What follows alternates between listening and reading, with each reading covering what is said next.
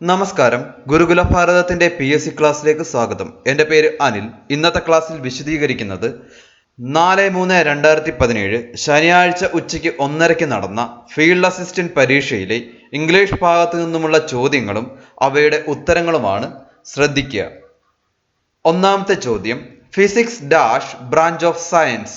Option A are, option B is, option C was, option D none of these. ഇവിടെ subject singular ആണോ plural ആണോ എന്ന് തിരിച്ചറിഞ്ഞ് അതിന് അനുയോജ്യമായ ഓക്സിലറി വെർബ് ഉപയോഗിക്കാനാണ് ചോദിച്ചിരിക്കുന്നത്. ഇവിടെ ഫിസിക്സ് എന്നത് ഒരു സബ്ജക്റ്റിന്റെ പേരാണ്, അത് സിംഗുലർ ആണ്. ഇവിടെ സിംഗുലർ സബ്ജക്റ്റിന്റെ കൂടെ ഉപയോഗിക്കാൻ പറ്റിയ ഈസും വാസും തന്നിട്ടുണ്ട്. ഇതിനകത്തിൽ ഏത് വേണം എന്ന് കണ്ടുപിടിക്കുന്നതിന് ആദ്യം സെന്റൻസ് ഏത് ടെൻസിലാണെന്ന് അറിഞ്ഞിരിക്കണം. ഈ സെന്റൻസ് ഇവിടെ തന്നിരിക്കുന്നത് സിമ്പിൾ പ്രസന്റ് ടെൻസിലാണ്. അതായത് ഒരു പൊതുവായ തത്വമാണ് ഇവിടെ പറഞ്ഞിരിക്കുന്നത്. ഫിസിക്സ് എന്നത് സയൻസിന്റെ ഒരു ബ്രാഞ്ചാണ്. അതൊരു പൊതു സത്യം അല്ലെങ്കിൽ ഒരു പൊതുവായ തത്വമാണ്. അങ്ങനെ പൊതുവായ സത്യം അല്ലെങ്കിൽ പതിവായ ശീലങ്ങൾ തുടങ്ങിയവയെ പറ്റിയൊക്കെ പറയുന്ന ടെൻസ് സിമ്പിൾ പ്രസന്റ് ആയിരിക്കും. അപ്പോൾ സിമ്പിൾ പ്രസന്റ് ടെൻസിൽ നമ്മൾ ഉപയോഗിക്കുന്നത് ഈസ് അല്ലെങ്കിൽ ആർ ആയിരിക്കും. ഇവിടെ ഞാൻ പറഞ്ഞു നമ്മുടെ സബ്ജക്റ്റ് സിംഗുലർ ആണ്. സബ്ജക്റ്റ് സിംഗുലർ ആകുമ്പോൾ അതിന്റെ കൂടെ ഈസ് ഉപയോഗിക്കണം. അപ്പോൾ നമ്മുടെ ഉത്തരം ഓപ്ഷൻ ബി ഈസ്. അടുത്ത ചോദ്യം, dash mother would like to see you. Option A the, option B an, option C a, option D none of these. Article എന്ന പാഠഭാഗത്തു നിന്നുമുള്ള ചോദ്യമാണിത്.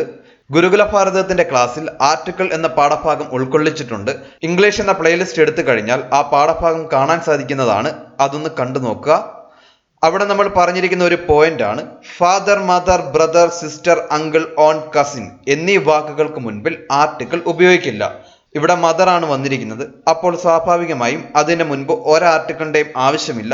അവിടുന്ന് നമുക്ക് കിട്ടും നമ്മുടെ ഉത്തരം option D none of these. അടുത്ത ചോദ്യം, Ajith is dash than strong. ഇങ്ങനെ ഒരു ചോദ്യം വന്നാൽ നമ്മൾ ശ്രദ്ധിക്കേണ്ട കാര്യം ഇതാണ്, ഏതെങ്കിലും സൂചനാപദങ്ങൾ തന്നിട്ടുണ്ടോ എന്ന് നോക്കണം. ഇവിടെ ദാൻ വന്നിട്ടുണ്ട്. അപ്പോൾ ഇത് കമ്പാരിറ്റീവ് ഡിഗ്രിയിലാണ് പറഞ്ഞിരിക്കുന്നത്. അപ്പോൾ ഇവിടെ വൈസിന്റെ കമ്പാരിറ്റീവ് രൂപമാണ് ഉപയോഗിക്കേണ്ടത്. വൈസിന്റെ കമ്പാരിറ്റീവ് രൂപം വൈസർ ആണ്. അപ്പോൾ നമ്മുടെ ഉത്തരം ഓപ്ഷൻ എ വൈസർ. അടുത്ത ചോദ്യം, he dash a mill in his town. Option A have, option B has, option C is having, option D none of this.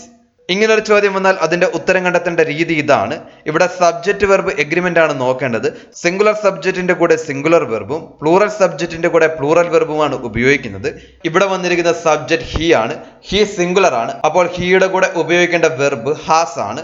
അതായത് നമ്മുടെ ഉത്തരം ഓപ്ഷൻ ബി ഹാസ്.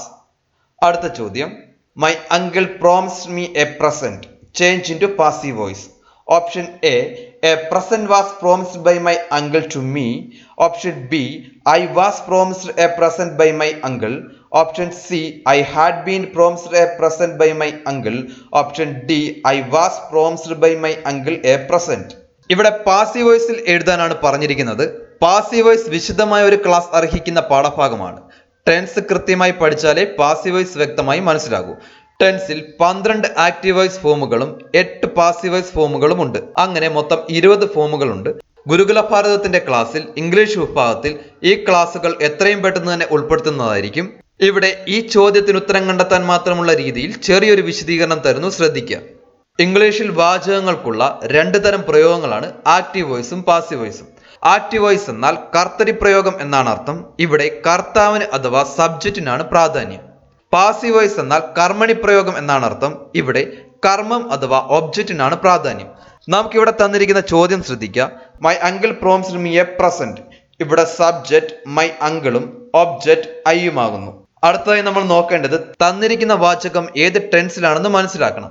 ഇവിടെ തന്നിരിക്കുന്നത് സിമ്പിൾ പാസ്റ്റ് ടെൻസിലാണ് തന്നിരിക്കുന്നത്. സിമ്പിൾ പാസ്റ്റിൽ തരുന്ന ഒരു വാചകത്തിന്റെ ആക്റ്റീവ് വോയിസ് ഫോം ഇതാണ്. Subject കഴിഞ്ഞ് വെർബിന്റെ രണ്ടാമത്തെ ഫോം, അതായത് പാസ്റ്റ് ഫോം ഓഫ് ദി വെർബാണ് അവിടെ ഉപയോഗിക്കേണ്ടത്. സിമ്പിൾ പാസ്റ്റ് ടെൻസിൽ തരുന്ന ഒരു വാചകത്തിന്റെ പാസീവ് വോയിസ് ഫോം ഇതാണ്. ആദ്യം ഒബ്ജക്റ്റിനെ എഴുതുക, അതിനുശേഷം വാസ് അല്ലെങ്കിൽ വെയർ എഴുതുക, അത് കഴിഞ്ഞ് വെർബിന്റെ മൂന്നാമത്തെ ഫോം അതായത് പാസ്റ്റ് പാർട്ടിസിപ്പിൾ ഫോം ഉപയോഗിച്ചതിന് ശേഷം ബൈ എഴുതി സബ്ജക്റ്റിനെ എഴുതുക. അപ്പോൾ നമുക്ക് നോക്കാം എങ്ങനെ ഇത് ചെയ്യാമെന്ന്. ആദ്യം my uncle promised me a present എന്നുള്ളത് എഴുതുക. അവിടുന്ന് സബ്ജക്റ്റും ഒബ്ജക്റ്റും എടുത്തെഴുതുക. അവിടുന്ന് ഒബ്ജക്റ്റ് ആദ്യം എഴുതുക. ഇവിടുത്തെ ഒബ്ജക്റ്റ് ഐ ആണ്. ഐ ഒരു സിംഗുലർ സബ്ജക്റ്റ് ആണ്, അതായത് ഏകവചനമാണ്. അപ്പോൾ സബ്ജക്റ്റ് സിംഗുലർ ആകുമ്പോൾ ഉപയോഗിക്കേണ്ടത് വാസ് ആണ്. ഇവിടെ നമ്മൾ വാസ് ഉപയോഗിക്കുന്നു. അതിനുശേഷം നമുക്ക് തന്നിരിക്കുന്ന വെർബ് പ്രോമിസ് ആണ്. പ്രോമിസിന്റെ മൂന്നാമത്തെ ഫോം പ്രോമിസ്ഡ് ആണ്. അപ്പോൾ നമ്മുടെ വെർബിന്റെ മൂന്നാമത്തെ ഫോം ആയിട്ടുള്ള പ്രോമിസ്ഡ് എഴുതുന്നു. അതിനുശേഷം പ്രസന്റ് എഴുതുന്നു. അത് കഴിഞ്ഞ് ബൈ മൈ അങ്കിൾ എന്ന് എഴുതുന്നു. അവിടുന്ന് നമുക്ക് പാസീവ് വോയിസ് ഫോം കിട്ടിയിരിക്കുന്നു. I was promised a present by my uncle. അതായത് ഈ ചോദ്യത്തിന്റെ ഉത്തരം option B, I was promised a present by my uncle. അടുത്ത ചോദ്യം, she avoided dash tell him about her plans. Option A tells, option B telling, option C told, option D will tell. അതായത് ഇവിടെ ബ്രാക്കറ്റിൽ തന്നിരിക്കുന്ന tell എന്ന വാക്കിന്റെ ശരിയായ രൂപം എടുത്ത് എഴുതാനാണ് ചോദിച്ചിരിക്കുന്നത്.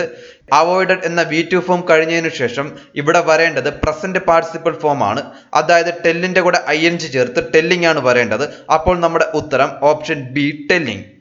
അടുത്ത ചോദ്യം, my father was angry dash my behaviour. Option A at, option B with, option C against, option D for. ഇവിടെ നമുക്ക് ആംഗ്രി കഴിഞ്ഞ് എന്ത് വരുമെന്നാണ് നോക്കേണ്ടത്.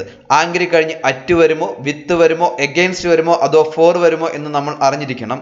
അതിനായി നമ്മൾ കുറച്ച് വാക്കുകൾ തന്നിരിക്കുന്നു, പഠിച്ചു വെക്കുക.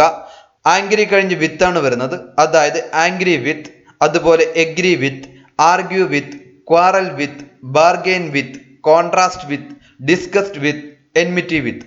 ഇങ്ങനെ കുറച്ച് വാക്കുകളുണ്ട്. ആ വാക്കുകൾക്ക് ശേഷം വിത്ത് ആണ് വരുന്നത്. ഇവിടെ വളരെ കുറച്ച് വാക്കുകളെ തന്നിട്ടുള്ളൂ. ഇനിയും അനേകം വാക്കുകൾ ഇതുപോലുണ്ട്. ഇവിടെ നമുക്ക് വേണ്ടത് ആംഗ്രി കഴിഞ്ഞ് എന്ത് വേണമെന്നാണ്. അതായത് നമുക്ക് ഇവിടെ കിട്ടി. ആംഗ്രി കഴിഞ്ഞ് വരുന്ന പ്രിപ്പോസിഷൻ വിത്ത് ആണ്. അതായത് നമ്മുടെ ഉത്തരം ഓപ്ഷൻ ബി വിത്ത്. അടുത്ത ചോദ്യം, everyone pass the test dash. Option A do they, option B don't they, option C didn't they, option D did they. ഈ ചോദ്യം ക്വസ്റ്റ്യൻ ടാഗ് എന്ന പാഠഭാഗത്തു നിന്നുമുള്ള ചോദ്യമാണ്. വളരെയധികം വിശദീകരണം അർഹിക്കുന്ന ഒരു പാഠഭാഗമാണ് ക്വസ്റ്റ്യൻ ടാഗ്. ഇപ്പോൾ ഈ ചോദ്യത്തിന്റെ ഉത്തരം എങ്ങനെ കണ്ടെത്താമെന്നുള്ളത് ഒരു ചെറിയ വിശദീകരണത്തിൽ കൂടി പറയുന്നു, ശ്രദ്ധിക്കുക. സ്റ്റേറ്റ്മെന്റ് പോസിറ്റീവ് ആകുമ്പോൾ ടാഗ് നെഗറ്റീവ് ആകണം. അതായത് സ്റ്റേറ്റ്മെന്റ് പോസിറ്റീവ് ആവുക എന്ന് വെച്ചാൽ അതിൽ നോട്ടോ നോട്ട് എന്നർത്ഥം വരുന്ന മറ്റൊരു വാക്കോ കാണാൻ പാടില്ല. അങ്ങനെ ഉണ്ടെങ്കിൽ ടാഗ് എന്താകണം? നെഗറ്റീവ് ആകണം. അതായത് ടാഗിൽ നോട്ട് ചേർക്കണം. സ്റ്റേറ്റ്മെന്റ് നെഗറ്റീവ് ആകുമ്പോൾ ടാഗ് പോസിറ്റീവ് ആകണം. അതായത് സ്റ്റേറ്റ്മെന്റിൽ നോട്ടോ നോട്ട് എന്നർത്ഥം വരുന്ന മറ്റു വാക്കുകളോ ഉണ്ടെങ്കിൽ ടാഗ് എന്താകണം? പോസിറ്റീവ് ആകണം. അതായത് ടാഗിൽ നെഗറ്റീവ് കാണാൻ പാടില്ല. നെഗറ്റീവ് ടാഗ് ഉണ്ടാക്കാൻ ഓക്സിലറി വെർബിനോട് കൂടി നോട്ട് എന്ന് ചേർക്കണം. ഓക്സിലറി വെർബ് ഇല്ലാത്ത സാഹചര്യത്തിൽ പ്രധാന ക്രിയയെ ഡു അല്ലെങ്കിൽ ഡസ് അല്ലെങ്കിൽ ഡിഡ് ഉപയോഗിച്ച് പിരിക്കുക. നമുക്കിത് എങ്ങനെയാണെന്ന് ഈ ചോദ്യത്തിന്റെ ഉത്തരം കണ്ടെത്തിക്കൊണ്ട് മനസ്സിലാക്കാം, ശ്രദ്ധിക്കുക. എവരിവൺ പാസ്ഡ് ദ ടെസ്റ്റ്, നമ്മൾ ചോദ്യം അതുപോലെ എഴുതുന്നു. അവിടുന്ന് അടുത്തതായി നമ്മൾ നോക്കുന്നത് സ്റ്റേറ്റ്മെന്റ് പോസിറ്റീവ് ആണോ നെഗറ്റീവ് ആണോ. ഇവിടെ ഈ വാചകത്തിൽ നോട്ടോ നോട്ട് എന്നർത്ഥം വരുന്ന മറ്റൊരു വാക്കോ കാണുന്നില്ല. അതുകൊണ്ട് സ്റ്റേറ്റ്മെന്റ് പോസിറ്റീവ് ആണെന്ന് മനസ്സിലായി. അപ്പോൾ നമ്മുടെ ടാഗ് എന്തായിരിക്കും? നെഗറ്റീവ് ആയിരിക്കും. അടുത്തത്, ടാഗ് ഉണ്ടാക്കാൻ നമുക്ക് ഓക്സിലറി വെർബ് വേണം. ഇവിടെ ഓക്സിലറി വെർബ് ഉണ്ടോ എന്ന് നോക്കണം. ഇവിടെ ഓക്സിലറി വെർബ് ഒന്നും തന്നെ തന്നിട്ടില്ല. അപ്പോൾ നമ്മൾ ചെയ്യേണ്ടത് മെയിൻ വെർബ് ഏതാണോ അതിനെ എടുത്ത് ഡു അല്ലെങ്കിൽ ഡസ് അല്ലെങ്കിൽ ഡിഡ് ഉപയോഗിച്ച് പിരിക്കണം. ഇവിടെ നമ്മുടെ മെയിൻ വെർബ് പാസ്ഡ് ആണ്. പാസ്ഡ് എന്നുള്ളത് പാസ്റ്റ് ടെൻസിലാണ്. അതുകൊണ്ട് നമ്മൾ ഇവിടെ പിരിക്കാൻ ഉപയോഗിക്കുന്നത് ഡിഡ് ആണ്. അപ്പോൾ നമ്മൾ പാസ്ഡിനെ പിരിക്കുകയാണ്. ഡിഡ് ഉപയോഗിച്ച് പിരിക്കുന്നു. ഡിഡ് ഉപയോഗിച്ച് പിരിച്ചു കഴിഞ്ഞാൽ പിന്നെ നമ്മൾ പാസ്ഡ് എന്ന് എഴുതില്ല. വെർബിന്റെ V1 ഫോം അല്ലെങ്കിൽ പ്രസന്റ് ഫോം മാത്രമേ എഴുതൂ. അതായത് പാസ്ഡിന്റെ പ്രസന്റ് ഫോം പാസ്. അങ്ങനെ നമ്മൾ മെയിൻ വെർബിനെ പിരിച്ച് നമുക്കിവിടെ ഓക്സിലറി വെർബ് ഡിഡ് എന്ന് കിട്ടി. അടുത്തത് നമ്മൾ ചെയ്യേണ്ടത് ഈ കിട്ടിയ ഓക്സിലറി വെർബിന്റെ കൂടെ നോട്ട് ചേർക്കണം. അതായത് ഡിഡിന്റെ കൂടെ നോട്ട് ചേർക്കുക. അപ്പോൾ നമുക്ക് ഡിഡിന്റ് എന്ന് കിട്ടും. അടുത്തത് നമ്മൾ എടുക്കേണ്ടത് സബ്ജക്റ്റിനെയാണ്. ഇവിടുത്തെ സബ്ജക്റ്റ് എവരിവൺ എന്നാണ്. എവരിവണിന് ക്വസ്റ്റ്യൻ ടാഗിൽ വരുന്ന മാറ്റം ദേ എന്നാണ്. അപ്പോൾ നമുക്ക് ഡിഡിൻ ദേ എന്ന് കിട്ടും. അതിന്റെ കൂടെ നമ്മൾ ഒരു ക്വസ്റ്റ്യൻ മാർക്ക് കൂടി ചേർക്കണം. എന്നാലേ നമ്മുടെ ക്വസ്റ്റ്യൻ ടാഗ് പൂർണ്ണമാകത്തുള്ളൂ. അതായത് നമുക്ക് കിട്ടി നമ്മുടെ ഉത്തരം ഓപ്ഷൻ സി ഡിഡിൻ ദേ. അടുത്ത ചോദ്യം, she said to him why don't you go today. Change into indirect speech. Option A, she said to him that why he don't go today. Option B, she asked him if he wants going that day. Option B, she asked him if he was going that day. Option C, she asked him why he did not go today. Option D, she asked him why he did not go that day. Reporter speech എന്ന പാഠഭാഗത്തു നിന്നുമുള്ള ഒരു ചോദ്യമാണിത്. വളരെയധികം വിശദീകരണം അർഹിക്കുന്ന ഒരു പാഠഭാഗമാണിത്. എന്നാലും നമുക്ക് ഈ ചോദ്യത്തിന്റെ ഉത്തരം എങ്ങനെ കണ്ടെത്താം എന്നുള്ളത് ഒരു ചെറിയ വിശദീകരണത്തിൽ കൂടി പറഞ്ഞു തരുന്നു, ശ്രദ്ധിക്കുക. നമ്മൾ ക്വസ്റ്റ്യൻ എടുത്തെഴുതുന്നു. She said to him why don't you go today. ഇവിടെ ചോദിച്ചിരിക്കുന്നത് ഇൻട്രോഗേറ്റീവ് സെന്റൻസിനെ റിപ്പോർട്ട് ചെയ്യാനാണ്. അതായത് ചോദ്യ രൂപത്തിലുള്ള ഒരു വാചകത്തെ റിപ്പോർട്ട് ചെയ്യാനാണ് ചോദിച്ചിരിക്കുന്നത്. ഇങ്ങനൊരു ചോദ്യം വന്നാൽ ആദ്യം ചെയ്യേണ്ട കാര്യം ഇതാണ്: ഇൻട്രോഗേറ്റീവ് സെന്റൻസിനെ ഡിക്ലറേറ്റീവ് സെന്റൻസ് ആക്കി മാറ്റണം. ഇൻട്രോഗേറ്റീവ് സെന്റൻസിന്റെ ഫോം ഇങ്ങനെയാണ്: ആദ്യം ഓക്സിലറി വെർബ് ഉപയോഗിക്കുന്നു, അതിനുശേഷമാണ് സബ്ജക്റ്റ് ഉപയോഗിക്കുന്നത്. എന്നാൽ ഡിക്ലറേറ്റീവ് സെന്റൻസിനകത്തിൽ ആദ്യം സബ്ജക്റ്റ് ഉപയോഗിക്കുന്നു, അതിനുശേഷമാണ് ഓക്സിലറി വെർബ് ഉപയോഗിക്കുന്നത്. ഷീ സെഡ് എന്നുള്ളത് ഷീ ആസ്ക്ഡ് എന്നാക്കി മാറ്റുന്നു. അതായത് ഷീ ആസ്ക്ഡ് ഹിം എന്ന് നമ്മൾ എഴുതുന്നു. ഇവിടെ റിപ്പോർട്ടിംഗ് വേർഡ് ആയിട്ട് ഉപയോഗിക്കുന്നത് ക്വസ്റ്റ്യൻ വേർഡ് തന്നെയാണ്. ഇവിടുത്തെ ക്വസ്റ്റ്യൻ വേർഡ് വൈ ആണ്. അപ്പോൾ നമ്മൾ അവിടെ വൈ അതുപോലെ എഴുതുന്നു. അതിനുശേഷം ഓക്സിലറി വെർബ് പ്ലസ് സബ്ജക്റ്റ് എന്നുള്ളത് നമ്മൾ മാറ്റുന്നു, സബ്ജക്റ്റ് പ്ലസ് ഓക്സിലറി വെർബ് എന്നാക്കി മാറ്റുന്നു. അതായത് ഡോണ്ട് യു എന്നുള്ളത് യു ഡോണ്ട് എന്നാക്കി മാറ്റുന്നു. അപ്പോൾ നമ്മൾ എഴുതുന്നു യു ഡോണ്ട് ഗോ ടുഡേ. അതനുസരിച്ച് നമ്മൾ എഴുതുമ്പോൾ ഷീ ആസ്ക്ഡ് വൈ എന്ന് വരെ എഴുതുന്നു. ഇനി നമുക്ക് കുറച്ച് മാറ്റങ്ങൾ കൂടി വരുത്താനുണ്ട്. അതായത് ഇവിടെ തന്നിരിക്കുന്ന യു ഹി ആയിട്ട് മാറണം, ഡോണ്ട് എന്നുള്ളത് ഡിഡിന്റ് ആയിട്ട് മാറണം, ടുഡേ എന്നുള്ളത് ദാറ്റ് ഡേ ആയിട്ട് മാറണം. അപ്പോൾ നമുക്ക് ഈ മാറ്റങ്ങൾ വരുത്തി ഒന്ന് എഴുതി നോക്കാം. യു എന്നുള്ളത് ഹി ആകുന്നു, ഡോണ്ട് എന്നുള്ളത് ഡിഡ് നോട്ട് ആകുന്നു. അടുത്തത് ഗോ ടുഡേ എന്നുള്ളത് ഗോ ദാറ്റ് ഡേ ആയിട്ട് മാറുന്നു. അതായത് നമുക്ക് കിട്ടി she asked him why he did not go that day എന്ന് കിട്ടി. അപ്പോൾ നമ്മുടെ ഉത്തരം റെഡിയായി. Option D, she asked him why he did not go that day. അടുത്ത ചോദ്യം: the car was parked under the shade of a tree. Correct the sentence. Option A, the car was parked below the shade of the tree. Option B, the car was parked at the shade of the tree. Option C, the car was parked in the shade of the tree. Option D, the car was parked to the shade of the tree. ഈ ഒരു ചോദ്യത്തിൽ ഉത്തരം കണ്ടെത്താനുള്ള രീതി വളരെ എളുപ്പമാണ്. അതായത് in the shade എന്നാണ് പ്രയോഗം വരുന്നത്. അപ്പോൾ നമുക്ക് ഇവിടെ ഇൻ ദ ഷെയ്ഡ് ഉള്ളത് ഓപ്ഷൻ സിയിലാണ്. അപ്പോൾ നമുക്ക് നമ്മുടെ ഉത്തരം കിട്ടി. Option C, the car was parked in the shade of the tree. അടുത്ത ചോദ്യം: the person who is still learning and who is without experience. അതായത് ഇപ്പോഴും പഠിച്ചുകൊണ്ടിരിക്കുകയോ ഒരു എക്സ്പീരിയൻസും ഇല്ലാത്ത ഒരാളെ കാണിക്കാൻ ഉപയോഗിക്കുന്ന വാക്ക് എന്താണോ അതാണ് ഇവിടെ ചോദിച്ചിരിക്കുന്നത്. അതിന്റെ ഉത്തരം നോവിസ് എന്നാണ്. അതായത് നമ്മുടെ ഉത്തരം ഓപ്ഷൻ എ, നോവിസ്. അടുത്ത ചോദ്യം: find out the compound word. Did you see the beautiful rainbow yesterday? Option A, rainbow. Option B, yesterday. Option C, beautiful. Option D, see. ഇങ്ങനെ ഒരു ചോദ്യം എന്നാൽ നമ്മൾ അറിഞ്ഞിരിക്കേണ്ടത് കോമ്പൗണ്ട് വേർഡ് എന്നാൽ എന്താണ്, അല്ലെങ്കിൽ അത് എങ്ങനെ ഉണ്ടാകുന്നു എന്നാണ്. നമുക്കത് നോക്കാം. കോമ്പൗണ്ട് വേർഡ് 3 തരത്തിൽ ഫോം ചെയ്യുന്നു. ആദ്യം ക്ലോസ്ഡ് ഫോം. ക്ലോസ്ഡ് ഫോമിൽ 2 വാക്കുകൾ ചേർന്ന് പുതിയൊരു അർത്ഥം ഉണ്ടാകുന്നു. ഉദാഹരണം: rainbow, keyboard, makeup, notebook, life time. ഇവിടെ 2 വാക്കുകൾ ചേർന്നൊരു വാക്കുണ്ടാകുന്നു. ആ വാക്കിന് ഈ 2 വാക്കിന്റെയും അർത്ഥമല്ല ഉള്ളത്, പകരം പുതിയൊരു അർത്ഥമാണുള്ളത്. അങ്ങനെ ഉണ്ടാകുന്ന കോമ്പൗണ്ട് വേർഡ്സ് ക്ലോസ്ഡ് ഫോമിലാണ് വരുന്നത്. അടുത്തത് ഹൈഫനേറ്റഡ് ഫോം. അതായത് ഹൈഫൻ കൊണ്ട് വാക്കുകളെ ബന്ധിപ്പിച്ചുണ്ടാകുന്ന കോമ്പൗണ്ട് വേർഡുകളാണ് ഇവ. Examples: daughter in law, father in law, 6 year old. ഇവിടെ വാക്കുകളെ ഹൈഫൻ കൊണ്ട് ബന്ധിപ്പിച്ചിരിക്കുന്നു. അടുത്തത് ഓപ്പൺ ഫോം. ഇവിടെ 2 വാക്കുകളെ പരസ്പരം ചേർക്കുന്നില്ല, എന്നാൽ ഒരുമിച്ച് വായിക്കുമ്പോൾ പുതിയൊരു അർത്ഥമുണ്ടാകുന്നു. Examples: post office, real estate, full moon. ഇങ്ങനെയാണ് കോമ്പൗണ്ട് വേർഡുകൾ ഉണ്ടാകുന്നത്. ഈ ഭാഗം പ്രത്യേകം മനസ്സിലാക്കി പഠിച്ചു വെക്കുക. ഇനി നമുക്ക് ചോദ്യം ശ്രദ്ധിച്ചാൽ നമ്മുടെ ഉത്തരം പെട്ടെന്ന് തന്നെ കിട്ടുന്നതാണ്. അതായത് ഇവിടെ നമ്മുടെ ഉത്തരം ഓപ്ഷൻ എ, റെയിൻബോ ആണ്. ഇവിടെ റെയിൻ എന്ന വാക്കും ബോ എന്ന വാക്കും കൂടെ ചേർന്നുകൊണ്ട് പുതിയൊരു അർത്ഥം ഉണ്ടായിരിക്കുന്നു. അതുകൊണ്ട് റെയിൻബോ എന്നുള്ളത് ഒരു കോമ്പൗണ്ട് വേർഡ് ആണെന്ന് മനസ്സിലാക്കാം. അടുത്ത ചോദ്യം: my mother has been dash in bed all morning. Option A, lying. Option B, laying. Option C, lying. Option D, lying. ഇവിടെ സമാന ഉച്ചാരണമുള്ള വാക്കുകൾ തന്നിരിക്കുന്നു, എന്നാൽ അവയുടെ അർത്ഥങ്ങൾ വ്യത്യാസമുള്ളതും. അതായത് ഇവിടെ ലേയിങ് എന്നാൽ ഇടുക എന്നാണ് അർത്ഥം, ലൈങ് എന്നാൽ കള്ളം പറയുക എന്നും കിടക്കുക എന്നും അർത്ഥമുണ്ട്. ഇവിടെ നമ്മുടെ ഉത്തരം ഓപ്ഷൻ സി, ലൈങ്. അടുത്ത ചോദ്യം: antonym of the word clear. Option A, vogue. Option B, vivid. Option C, obvious. Option D, vague. അതായത് ഇവിടെ ക്ലിയർ എന്ന വാക്കിന്റെ വിപരീത പദം ഏതാണോ അത് എടുത്തെഴുതാനാണ് ചോദിച്ചിരിക്കുന്നത്. ക്ലിയർ എന്നാൽ വ്യക്തതയുള്ള എന്നാണ് അർത്ഥം. അപ്പോൾ അതിന്റെ വിപരീത പദമായി വരുന്ന വാക്കിന്റെ അർത്ഥം വ്യക്തത കുറഞ്ഞത് എന്നായിരിക്കണം. ഇവിടെ വ്യക്തത കുറഞ്ഞത് എന്നർത്ഥം വരുന്ന ഒരു വാക്ക് വേഗ് ആണ്. അപ്പോൾ നമുക്ക് മനസ്സിലാകും നമ്മുടെ ഉത്തരം ഓപ്ഷൻ ഡി, വേഗ്. അടുത്ത ചോദ്യം: obey your superiors, don't try to dash. Option A, read between the lines. Option B, read at the lines. Option C, read between lines. Option D, read on the lines. ഇവിടെ പറഞ്ഞിരിക്കുന്നത് നിങ്ങളുടെ സുപ്പീരിയേഴ്സിനെ അനുസരിക്കുക, അവർ പറയുന്നത് ചികഞ്ഞും മറിഞ്ഞും നോക്കാതിരിക്കുക. അതായത് ഇവിടെ തന്നിരിക്കുന്ന പ്രയോഗത്തിൽ ഏതാണ് ശരിയായ രൂപത്തിൽ എഴുതാനുള്ളതെന്നാണ് ചോദ്യം. ഇവിടെ കറക്റ്റ് ആയിട്ടുള്ള ഉത്തരം റീഡ് ബിറ്റ്വീൻ ദ ലൈൻസ് എന്നുള്ളതാണ്. അതായത് നമ്മുടെ ഉത്തരം option A, read between the lines. അടുത്ത ചോദ്യം നൊക്ടേണൽ മീൻസ് ഡാഷ്.